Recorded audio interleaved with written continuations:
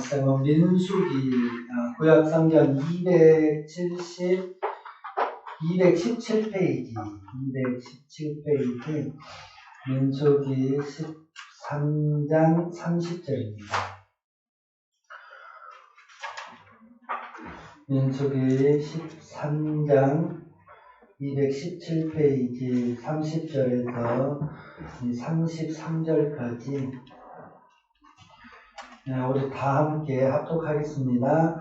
갈렙이 모세 앞에서 백성을 조용하게 하고 이르되 우리가 곧 올라가서 그 땅을 취하자 능히 이기리라 하나 그와 함께 올라갔던 사람들은 이르되 우리는 능히 올라가서 그 백성을 치지 못하리라.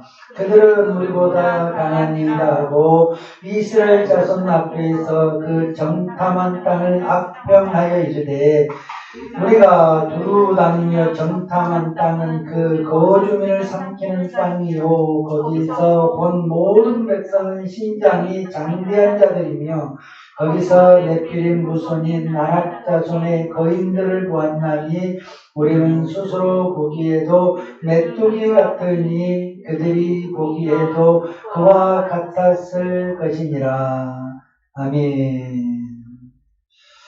오늘은 갈렙의 믿음을 좀 보려고 합니다. 오늘 갈렙이 그 30절에 보면 이렇게 말하죠. 우리가 올라가서 그 땅을 취하자 능히 이기리라. 반대로 함께 정탐했던 사람들은 그 가나안 땅을 하나님 젖과 꿀이 흐르는 땅, 약속의 땅을 악평을 하면서 못 간다. 올라가면 죽는다.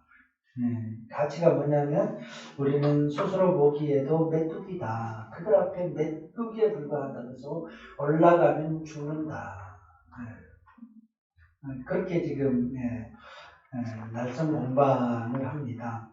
여러분, 이스라엘 백성들이 시내산을 출발하여 가데스 바네아라는 곳에 도착을 했습니다. 이스라엘 백성들이 광야의 행진 가운데 가나안 땅에서 가장 가까운 곳이 어디냐면 가데스 바네아입니다. 거기서 조금만 더 올라가면은 거의 가나안 땅이에요. 거의 근접한 지역까지 올라가서 머물 때 백성들이 가나안 땅이 굉장히 궁금했나 봐요. 그래서 모세에게 정탐꾼을 보내서 한번 살펴보자고 충동질하고 다그칩니다. 그래서 하나님이 이스라엘 백성들의 그 마음 소리를 듣고 이렇게 말해요. 모세에게 12지파의 대표자 한 명씩을 선택해서 가나안 땅을 정탐하게 해라. 주님께서 허락을 했습니다. 그래서 12명이 선택되었고 12명의 사람들이 몰래 가나안 땅에 숨어들어서 며칠 동안을 정탐했습니까? 40일 동안을 샅샅이 정탐을 했습니다. 그리고 모세에게 40일 만에 돌아와서 가나안의 상황을 낱낱이 보고를 한 거예요. 이 보고가 이제 뭐냐면 가나안 땅은 비옥하고 곡식과 과일도 엄청납니다. 그 증거로 포도송이를 둘이서 메고 왔잖아요. 진짜 젖과 꿀이 흐르는 땅입니다. 그런데 문제가 하나 있는데 그곳에는 아낙 족속이 사는데 엄청 키가 큽니다. 비교하자면 우리는 그들 앞에 메뚜기에 불과합니다. 우리가 가나안 땅에 올라가면 그들 손에 다 죽고 말 것입니다. 이게 이제 가나안 땅을 정탐했던 12명 가운데 10명이 보고한 내용이에요. 이 결론은 뭐지요? 가나안 땅에 가면 안 됩니다. 그렇게 보고를 한 거예요. 그리고 2명 여호수아 갈렙은 반대로 보고를 했어요. 아닙니다. 10명의 말이 사실이지만 그들은 우리의 밥입니다. 10명은 우리가 그들 앞에 메뚜기인데 두 사람은 아닙니다. 그들이 우리의 밥입니다. 너무 달라요, 지금. 가나안 땅은 하나님 우리에게 주신 약속의 땅이 아닙니까? 올라가서 취합시다. 틀림없이 우리가 이길 것입니다. 정탐꾼들의 보고를 받은 이스라엘 백성들이 어떤 반응을 보였어요? 2명의 말에 순응했습니까? 10명의 말에 순응했습니까? 10명의 말에 순응했습니다. 10명의 보고를 채택하고 그 보고를 훨씬 더 신뢰를 했습니다. 그 결과 모세를 향하여 불평과 원망이 쏟아지기 시작합니다. 당연하지 않겠습니다. 소망이 사라져 버렸어요. 가나안 땅에 올라갈 수도 없습니다. 광야에 살 수도 없습니다. 그렇다고 예굽으로 돌아갈 수도 없습니다. 이거 어떻게 합니까? 참으로 10명의 보고를 듣고 그들에게 동조를 했는데 결과는 진짜 답답하게 된 겁니다. 방법이 없는 거예요. 올라가도 문제, 머물러도 문제, 돌아가도 문제. 그러니까 어때요? 분노가 솟구치고 악이 그게 다 할 수밖에 없는 거죠. 그래서 모세를 다그치고 죽일 것처럼 난리 법석을 치고 있는 거예요. 그래서 여호수아 갈렙이 일어나서 가나안을 좀 줘요. 그러면 이제 백성들을 좀 조용히 하고 오늘 그러냐 우리가 곧 올라가서 그 땅을 취하자. 우리가 능히 이길 것이다. 하나님이 우리에게 약속한 땅이 아니냐. 올라가서 우리가 점령하자. 그들은 우리의 밥이다.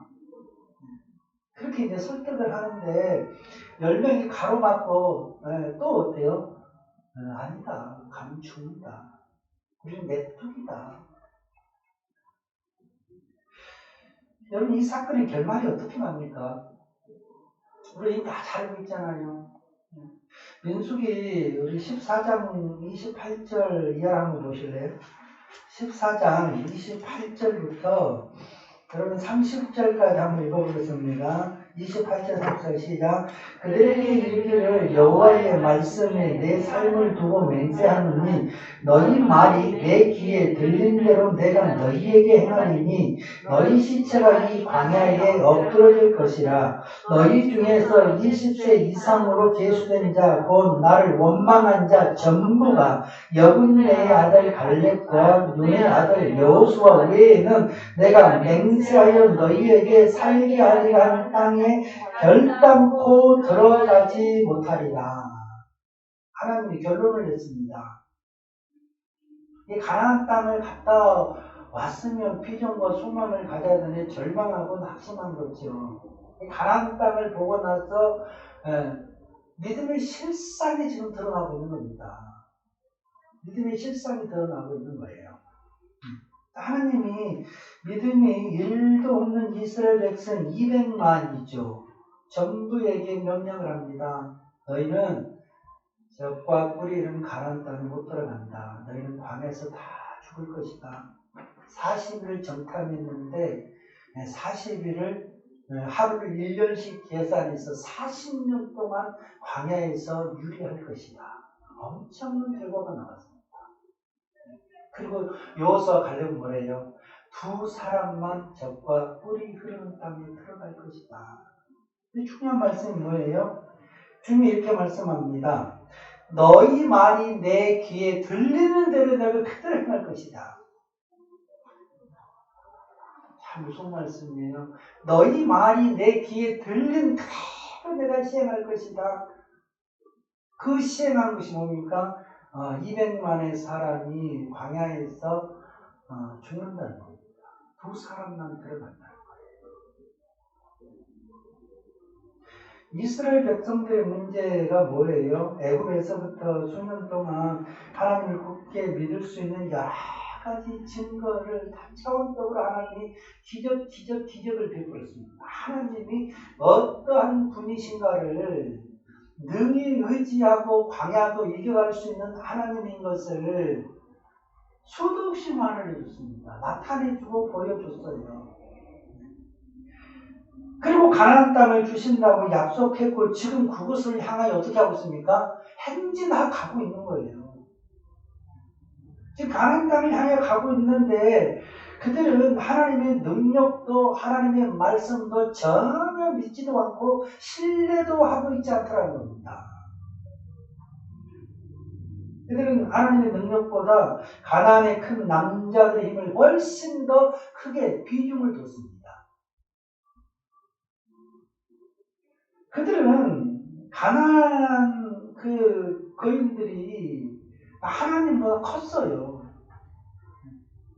그동안에 애굽을 어떻게 하나님이 박살을 냈습니까?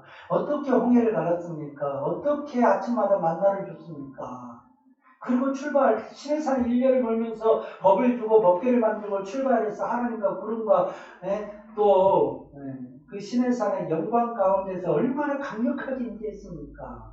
그리고 이끌고 갑니다. 아침마다 안다가 내리고 메추라기도 먹고 그리고 어때요? 근심 걱정 없이 행진해서 가다가 가데스 바네에서 이제 그 정도 됐으면은 하나님을 신뢰하고 주의 말씀이 기억날 법도 하는데 여전히 애국 이전에 처음 가졌던 그 수준 그대로 머물러 있더라는 거예요.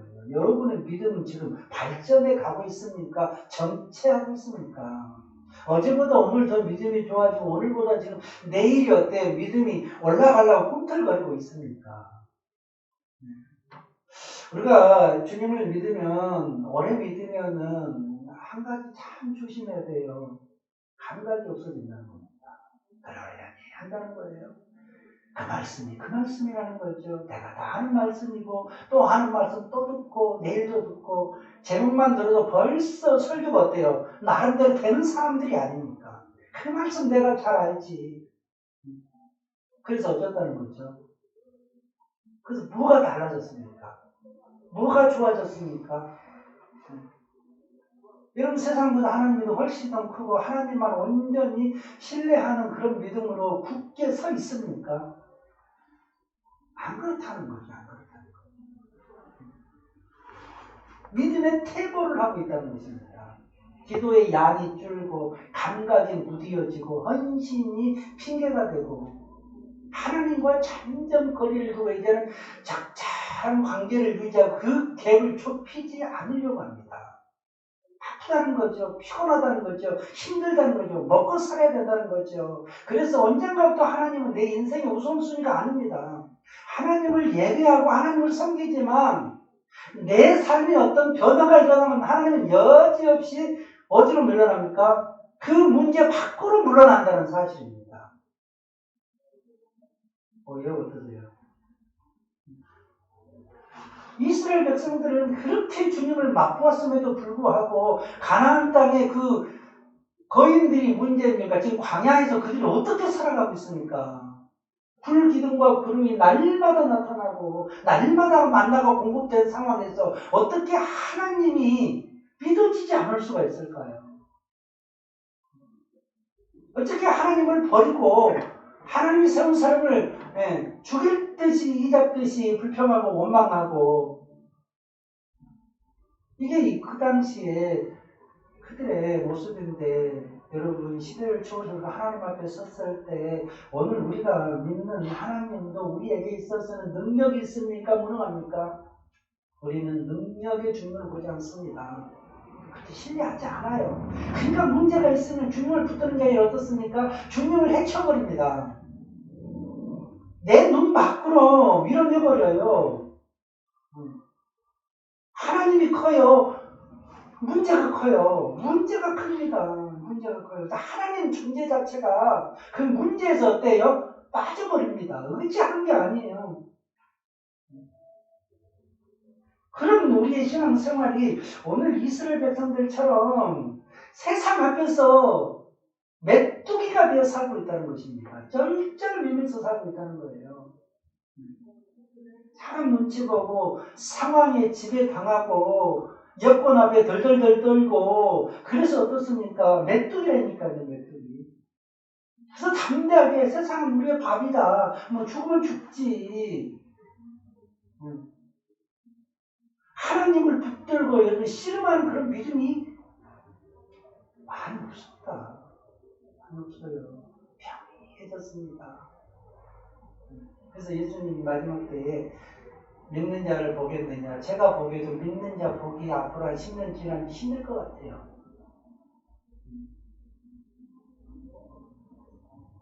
믿는 척만 하지 진짜 안 믿습니다. 이스라엘 백성들을 보면 참 이게 우리가 생각할 때 그러잖아. 나 같으면 이거 충분히 믿겠다. 능력을 얼마나 받는데 아침마다 지금 만나가 있잖아요. 나가면 떨어지는데 구름 기둥 불기둥에 이끌려서 있죠. 막 나무처럼 기둥처럼 솟구쳐서 지키고 있는데 어떻게 가나안 땅 보고 왔다고 이렇게 난리를 칠 수 있을까? 그게 하나님을 신뢰하는 거예요, 안 하는 거예요? 안 하는 거예요. 이게 누구 덕에 이끌리고 있는 겁니까? 하나님과 모세가 합력하여 역사를 이루고 그 울타리 안에서 믿음이 성숙한 어른이 아니라 아이인 거예요, 아이인 거예요. 그 보자기 속에서 그냥 따라가고 있는 겁니다. 그래서 그 보자기를 끌려서 가나안 땅 보여줬더니 다 벌벌벌 떠는 거예요. 죽겠다는 겁니다.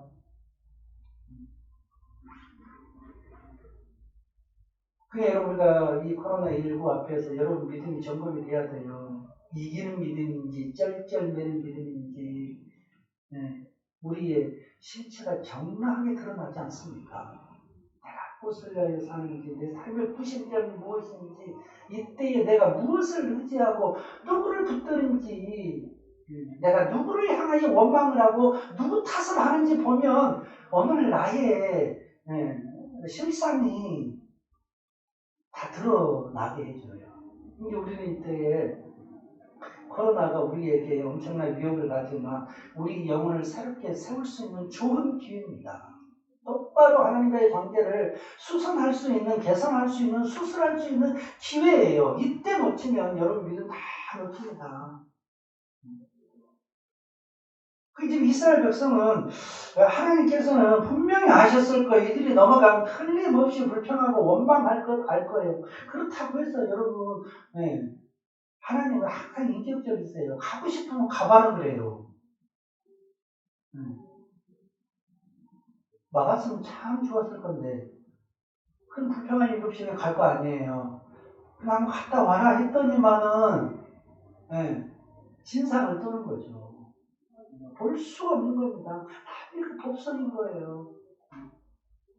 그게 믿음이 없는 실상이 정확하게 드러났는데 하나님의 능력도 말씀도 믿지 않는 사실이 드러난 거예요. 근데 여러분 우리도 병이 할 때는 믿음이 좋은 것 같지만 문제 터져보면 그게 우리의 실상입니다. 하나님을 믿는 정도가 그 정도인 거예요. 여러분 믿음이 깊어지고 높아지시길 바랍니다. 어떤 상황 속도 끄떡도 안 하고 그냥 담담하게 아무 일이 없는 것처럼 야자하게 주님을 믿고 다니엘이 창문 열어놓고 죽인다 그래도 세 번 기도하는 것처럼 변함없이 하나님을 향하여 끄떡하지 않는 뿌리가 깊은 나무처럼 여러분 그렇게 신앙생활 할 수 있기를 바랍니다. 뿌리를 깊이 내려야 되겠죠. 그래서 여러분 불신과 불평과 원망이 나와서 참 광야에서 다 죽었는데 고소하게 자득이죠. 그렇게 말하기가 남에게 같지가 않다는 거죠. 그래서 여호수아와 갈렙은 전혀 달랐습니다. 우리가 이제 여호수아와 갈렙이 되어야 되는데요. 전체적으로 보면 200만 가운데 하나님께 합당한 사람이 몇 명이었습니까? 2명이에요. 소수예요. 10명이 문둥병 가운데 치유받을 때 감사하는 사람은 딱 한 명이었습니다. 좁은 길로 가는 사람은 소수입니다. 많지 않아요. 환난과 핍박 가운데 믿음을 지킬 수 있는 사람은 불과 무리 가운데 한두 명에 불과합니다. 여러분 한두 명 안에 드시길 바랍니다. 아멘? 그 한두 명으로 나머지는 어떻게 해요?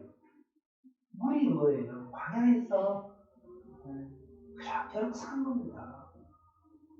그럭저럭 사는 거예요.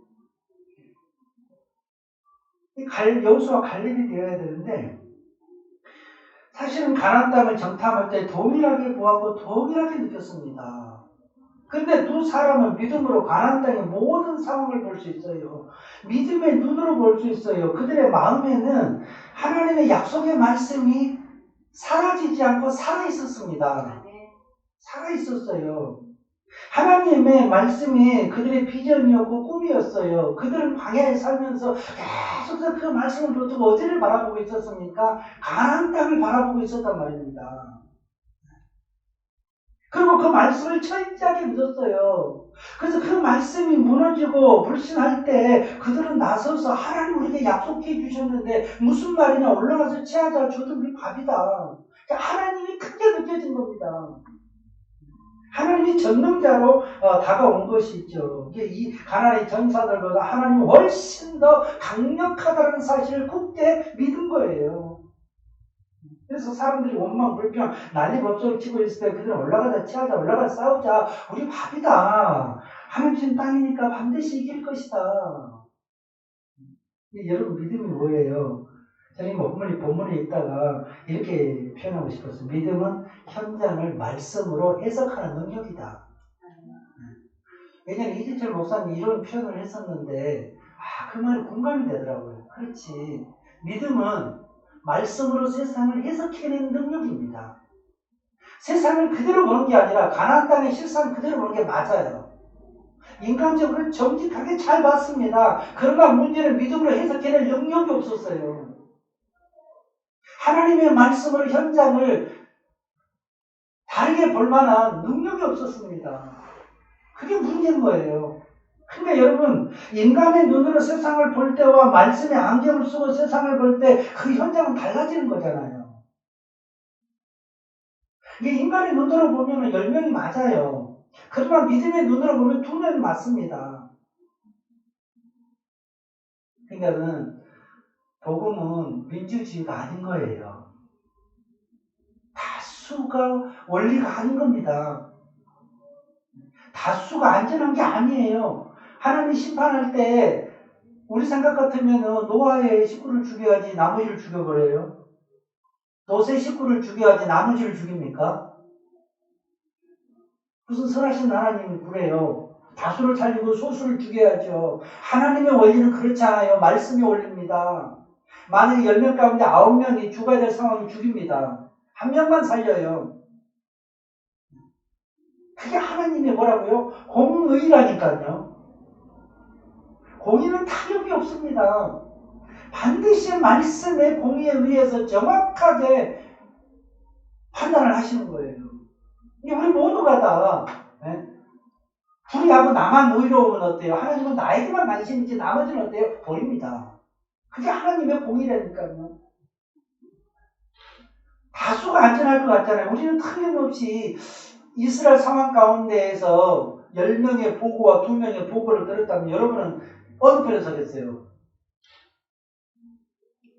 우리 이제 틀림없이 2명이 눈치가 있는데 그러나 실상에 들어가 보세요. 여러분 실상에 2명 되기 쉽지 않습니다. 2명 되기 쉽지 않아요.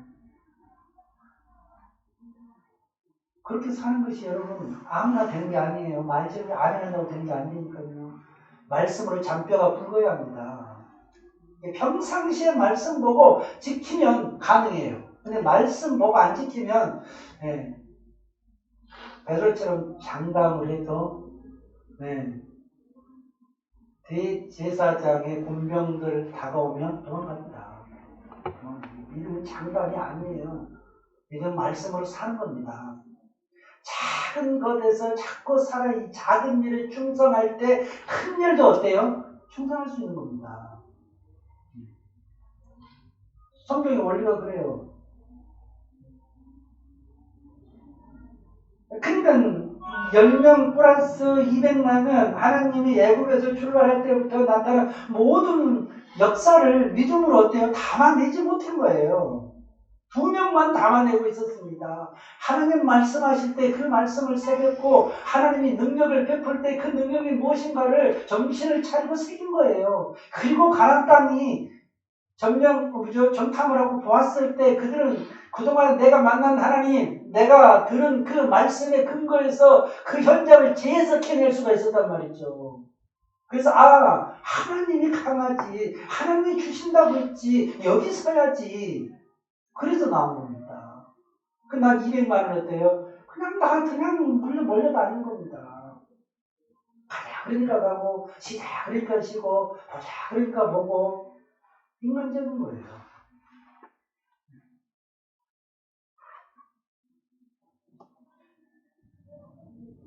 말씀으로 세상을 보면 이깁니다, 됩니다, 가능합니다. 왜요? 믿음이 요동을 치기 때문에. 설사 안 된다 그래도 믿음의 속성은 그런 거예요. 왜 그럽니까? 믿음의 속성은 세상을 이기는 것이라고 했잖아요. 세상을 이기는 거예요. 믿음이 세상을 이기는 것입니다. 핍박을 받고 고난을 받고 가난하고 다 이른다 할지라도 믿음은 어때요? 세상을 영적으로 이겨요. 이깁니다. 이게 믿음으로 모험하고 도전하고 아주 복된 결과를 도출하기 위해서는 하나님의 말씀을 굳게 믿어야 된다는 거예요. 어디에서요? 삶의 현장에서. 삶의 현장에서 굳게 믿어야 된다는 거죠. 믿는다면 어떻게 해요? 지켜야죠. 따라야죠. 오늘 우리가 뭐가 문제냐 그러면은 하나님의 말씀을 안 믿는 게 아니라 믿어요. 믿는데 그렇게 안 산다는 겁니다. 내 맘대로 산다는 거예요. 원리가 분명히 말씀인 것을 믿어요. 근데 실제 삶의 현장에 가서는 그 원리를 적용 안 한다는 겁니다. 그게 지금 200만이에요. 왜 광야를 갈 때하고 가나안 땅을 볼 때하고 달라집니까? 현장이 다르다고 왜 사람의 태도가 달라져요? 안 믿으니까 그렇죠. 말씀을 안 사니까 그렇죠.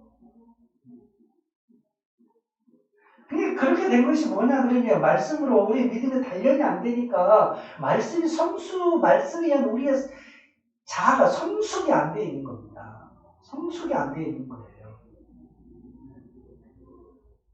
여러분 우리 종말의 때에 제가 어제 그 경제 뉴스를 보면서 요즘 반도체 문제가 심각하다는 세상이에요. 반도체가 부족하고 자동차를 못 만들어서 지금 미국, 일본, 유럽, 대만 지금 영적 전쟁이 아니라 이게 파운드리 전쟁이 일어났잖아요. 근데 최근에 어떤 일이 일어났냐 그러면 미국의 반도체를 생산하는 삼성 강추위 때문에 중단됐습니다. 대만은 가뭄 때문에 지금 TSMC 가장 큰 반도체 업체가 지금 중단 위기에 있습니다. 일본에서 가장 큰 반도체 회사는 지진 때문에 멈췄어요. 그러니까 전 세계가 지금 기상이변으로 인하여 위기를 당하고 있는 거예요. 경제적 위기를. 그리고 인도네시아가 지금 홍수가 나가지고 한 도시가 지금 물속에 들어가 버렸습니다. 우리가 알지 못하는 중에 하나님은 온 세상이 지금 종말의 현상들이 동시에 지금 다발적으로 드러나고 있는데 우리는 이 때를 분별하여 말씀에 견고하게 서서 영적 위기감을 느껴야 되는데 우리 영적 위기감이 별로 없다는 거예요. 그런 위기감이 없습니다. 돈 좀 있고 건강하고 좀 살만하면 그게 전부예요. 그게 복이라고만 생각합니다. 천만의 말씀입니다. 마지막에 부를 추구하는 자는 어리석은 자라고 그랬어요. 경고합니다. 야고보서에. 왜?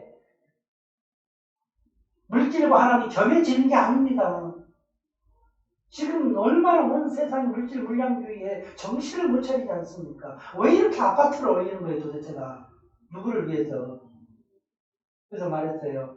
1억 연봉 받는 회사보다 아파트 한 채 사는 게 훨씬 수익이 크다. 왜? 한 해 동안 평균 4년 동안 문 대통령 4년 동안 하는데 아파트가 여러분 얼마나 오른 줄 아십니까? 80% 올랐습니다. 이게 말이 됩니까? 그 나라 어쩌라고. 이제 참여를 어쩔 거예요. 집 있어요. 다행이네. 줘야 될 건데. 이 가난한 사람들은 어쩌란 말이요. 그리고 아파트를 다 빚내서 샀는데 또 어떻게 떨어뜨릴 거예요? 떨어뜨리면 그들은 오더라고 또. 다 망하라고. 그러면 사야 되는데 어쩌라고 돈이 없는데. 이거 참 세상은 어쩔 수 없어요. 그렇게 흘러가는 것입니다. 그러나 이 상황 속에서 우리는 아파트를 올라가면 있는 사람은 복이고 없는 사람은 어때요? 서운하고 이 세상의 원리니까 이건 어쩔 수 없는 겁니다. 그러니까 배우라 그러고 그러니까 뭐 어쩌라고 저쩌라 그러고 뭐 억울하면 뭐 하라고요? 출세하라고 이렇게 열심히 하면 그렇게 되는 거예요. 근데 여러분 그것이 반드시 복이냐? 그건 아니에요. 세상에 속한 거지 하나님 나라에 속한 건 아닙니다. 그래요. 만약에 아까도 말했지만 천한 만국을 다 가졌고 하나님을 경배하지 않으면 그 부자는 어리석은 자입니다. 망하는 거죠 끝날에. 그럼 이왕이면 어때요? 천한 만국도 갖고 하나님 나라도 가고 욕심도 많아요. 그렇죠? 아브라함처럼 살 수도 있잖아요. 잘 살고 잘 믿을 수도 있습니다. 그런 사람들도 많이 있어요. 근데 못 살고 못 믿으면 최악이죠. 여러분 잘 살고 잘 믿으시길 바랍니다. 이왕이면. 우리가 뭐 제가 이렇게 높인다 그래서 아파트가 내려가고 그럴까요? 쓸데없는 사실은 목소리 높이는데 세상은 그래요. 그런 속에서 우리가 삶의 표대를 그런 데 주지 말자는 거예요. 부자로 사는 사람이 있으면 가난한 사람도 있는 거죠. 돈을 버는 사람도 있으면 못 버는 사람도 있는 거죠. 그 세상의 경제 원리입니다. 그 불평한다고 뒤집어지지도 않아요. 근데 예수 믿는 사람들은 그 수준을 넘어서는 거예요. 잘 사면 잘 산갑다, 못 사면 못 산갑다, 올라갔구나, 떨어졌구나, 그 정도지. 그 이상 그 이하가 아닙니다. 우리는 뭘 걱정해야 돼요? 네? 오늘 우리의 믿음이 주님이 기뻐할 수 있는 갈렙과 여호수아 같은 믿음을 갖고 있는가? 그게 중요한 거예요. 그게 중요합니다. 그 세상을 우리가 바라볼 때 갈렙의 안목이 필요하다는 겁니다. 그래서 결국은 세상을 이기는 믿음으로 갈렙이 받은 은혜가 뭡니까? 네. 하나는 가나안 땅에 들어갔다는 거예요. 진짜로 들어갔습니다. 두 번째는 뭐죠? 갈렙이 받은 복이 뭐였습니까? 헤브론 땅이었습니다. 헤브론 땅 누구에게 줬어요? 갈렙에게 줬어요. 갈렙이 요새에서 헤브론 땅 약속했잖아요. 저한테 주세요. 약속했던 헤브론 땅을 온전히 갈렙에게 줬습니다. 보상을 받는 거예요. 이게 믿음은 여러분 길게 보는 겁니다. 마라톤인 거예요. 네. 단기가 아닙니다. 장기입니다. 믿음으로 쭉 내다보고 다름질하면 그 결과가 훨씬 낫습니다. 부유해요. 이제 현실만 보지 말고 멀리 내다보고 뭘로 살아요? 믿음으로 말씀에 순종하길 힘쓰고 있는 거예요. 작은 것에서부터 하나씩 하는 겁니다. 잊어버리지 말고 놓쳐버리지 말고 교회는 교회고 또 세상은 세상이고 그냥 거기에 속한 자로 살면 항상 하나님께 속한 자로 살아야 됩니다. 그래서 어디서든지 뭘 적용해요? 말씀을 적용하기가 쉽지는 않지만 그럼에도 불구하고 말씀을 적용하려고 예를 쓰고 예를 써야 합니다. 그 말씀으로 돼요. 그러면 말씀이 되면 하나님 영광을 받으시겠죠. 영광을 받은 그 결과가 어떻게 됩니까? 갈렙의 복이 믿는 자의 복이 된다는 거예요. 이게 우리는 그렇게 살아야 우리가 빽이 없잖아요. 네. 믿을 빽이 없어요. 사람이 믿을만 합니까? 절대 믿을만 못한 게 사람이에요. 사람이 믿을만 해요. 가장 잘 배신한 게 사람 아닙니까? 돈을 믿을만 합니까? 그놈이 언제 어디로 갈지 몰라요. 여러분 변함없이 우리를 위하시고 도우시고 우리가 믿을 수 있는 일은 하나님밖에 없습니다. 이제 하나님을 굳게 잡고 그분 중심으로 신랑도 사랑하고 아내도 사랑하고 자식도 사랑하고 그렇게 보는 거예요. 그러면 어떻습니까? 우리 수강부에 비하여 어떻게 합니까? 옥토가 되면 주님이 말씀했어요. 거기 몇 배가 난다고요? 30배, 60배, 100배래요. 여러분 종말의 때에 힘들지 않고 영적으로 육신적으로 풍성하게 사는 비결은 요령을 피우지 마시고 상황 논리에 빠지지 마시고 갈렙처럼 말씀 붙들고 그 말씀으로 믿음을 키워서 세상이 어떻게 보여야 됩니까? 작게 보여야 돼요. 밥으로 보여야 돼요. 세상이 메뚜기로 보여야 됩니다. 그래서 담대하게 살면 하나님 합력해서 좋은 결실을 맺는데 여러분 갈렙처럼 믿음의 승리, 완주, 상이 있기를 축복합니다. 아멘. 기도하겠습니다. 하나님 아버지